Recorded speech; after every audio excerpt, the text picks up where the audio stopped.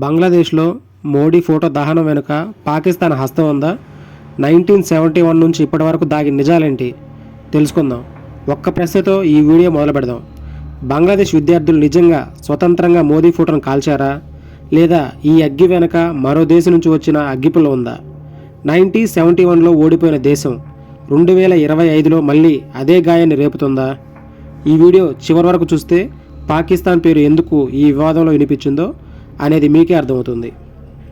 ఢాకా యూనివర్సిటీలో విద్యార్థుల నిరసన, మోడీ ఫోటో దహనం ప్రపంచానికి ఇది ఒక సాధారణ ప్రొటెస్ట్లా కనిపించింది.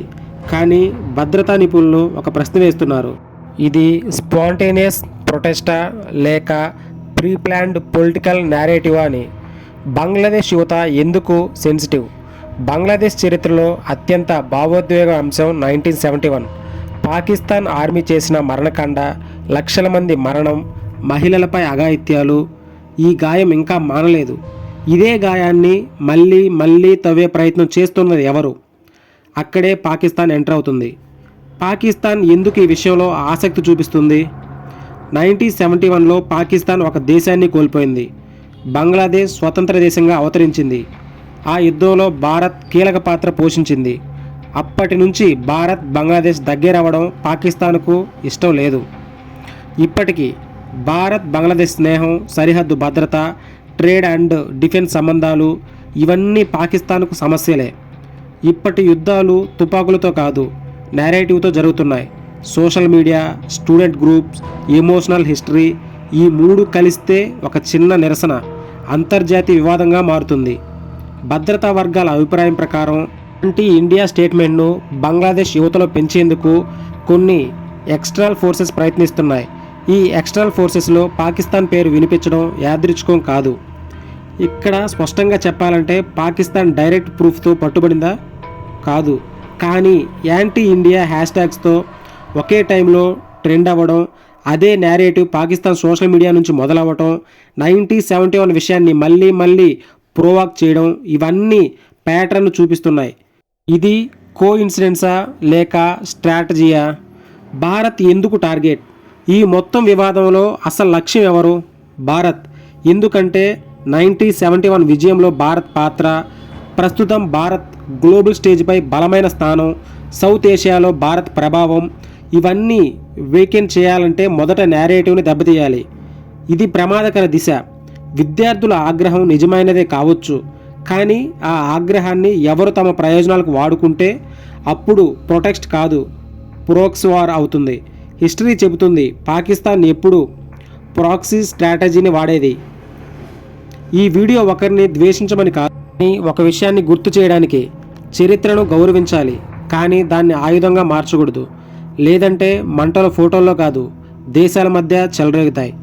ఈ కథలో పాకిస్తాన్ మాత్రమే కాదు, మరో నిశ్శబ్ద శక్తి కూడా ఉంది. అదే చైనా. బంగ్లాదేశ్లో చైనా పెట్టుబడులు, పోర్టులు, ఇన్ఫ్రాస్ట్రక్చర్, డిఫెన్స్ డీల్ ఇవన్నీ యాదృచ్ఛికం కావు. చైనా లక్ష్యం ఏంటి? భారత్ ప్రభావాన్ని సౌత్ ఏషియాలో తగ్గించడం. బే ఆఫ్ బెంగాల్పై పట్టు, బెల్ట్ అండ్ రోడ్కు బంగ్లాదేశ్ కీలకం. భారత్ బంగ్లాదేశ్ దగ్గరవుతుంటే చైనాకు నిద్ర పట్టదు. కాబట్టి డైరెక్ట్గా కాదు, ఇండైరెక్ట్గా నేరేటివ్ డిస్టర్బ్ చేయడం. ఒక దేశం పేరు కాలితే వెనుక మరొక దేశం లాభపడుతుంది. పాకిస్తాన్, చైనా ఇది కొత్త కూటమి కాదు. CPEC defence diplomatic support. భారత్కు వ్యతిరేకంగా రెండు దేశాల వ్యూహం ఒకటే. పాకిస్తాన్ మాటలతో దాడి చేస్తే చైనా మౌనంగా మద్దతిస్తుంది. బంగ్లాదేశ్లో యాంటీ ఇండియా సెంటిమెంట్ పెరిగితే పాకిస్తాన్కు సంతృప్తి, చైనాకు స్ట్రాటజిక్ గెయిన్. ఇది కోఇన్సిడెన్స్ కాదు, క్యాలిక్యులేటెడ్ సైలెన్స్. అమెరికా పాత్ర. ఇప్పుడు మరో ప్రశ్న, అమెరికా ఎక్కడుంది? అమెరికాకి భారత్ మిత్రదేశమే, కానీ చైనాను కంట్రోల్ చేయడమే అమెరికా అస్సలు లక్ష్యం. సౌత్ ఏషియాలో ఇన్స్టెబిలిటీ ఉంటే చైనా ఫోకస్లో పడుతుంది. యుఎస్కి లావరేజ్ పెరుగుతుంది.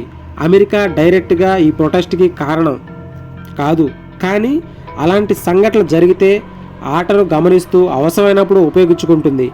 గ్లోబల్ పాలిటిక్స్లో ఎవరు ఇన్నోసెంట్ కాదు. మొత్తం పిక్చర్ని గమనించండి. Bharat target, Bangladesh emotional grounded, Pakistan provoker, China silent strategy, America observe with interest. ఇది స్ట్రీట్ ప్రొటెక్ట్ కాదు, ఇది 21st సెంచరీ బ్యాటిల్ ఫీల్డ్. తుపాకులు లేవు, ట్యాంకులు లేవు, కానీ నేరేటివ్ ఉన్నాయి. బంగ్లాదేశ్ యువతకు అస్సలు ప్రమాదం. ఈ ఆటలు అస్సలు నష్టపోయేది ఎవరు? బంగ్లాదేశ్ యువత. వాళ్ళ జెన్యున్ ఎమోషన్ని ఫారెన్ ఎజెండా యూజ్ చేసుకుంటే వాళ్ళ భవిష్యత్తే ప్రమాదంలో పడుతుంది. 1971 పోరాటం స్వేచ్ఛ కోసం. 2025లో అది ఎవరో రాసిన స్క్రిప్ట్ కోసం కాకూడదు. ఈ video Bharat, Bangladesh, Pakistan, China, America ఎవరిని ద్వేషించమని కాదు, కానీ ఒక్క మాట చెప్పడానికి. దేశాలు మారుతాయి, నేతలు మారుతారు, కానీ నేరేటివ్ యుద్ధంలో బలయ్యేది ఎప్పుడూ ప్రజలే. మీ అభిప్రాయం ఏమిటి?